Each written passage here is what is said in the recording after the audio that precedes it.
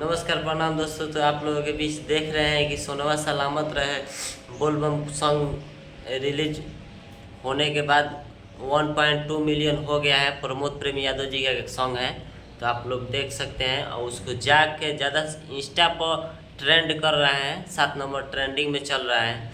तो आप लोग ढेर सारा प्यार आशीर्वाद दीजिए, उस पर जाकर ज़्यादा से ज़्यादा रील बनाइए और ढेर सारा अपना प्यार आशीर्वाद दीजिए।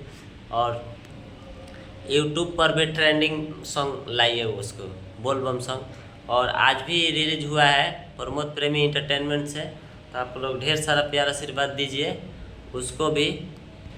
पिंटू प्रेमी ऑफिशियल चैनल से भी एक ठो गाना रिलीज हुआ है, वीडियो डायरेक्ट बोलबम सॉन्ग।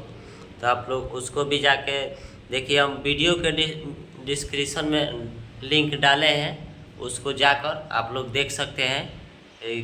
सब वीडियो आप लोग और रील ज़्यादा से ज़्यादा बनाइए। बोलबम सॉन्ग होके चाहे जो भी सॉन्ग होके, आप लोग ज़्यादा से ज़्यादा रील बनाइए और ढेर सारा प्यार आशीर्वाद दीजिए।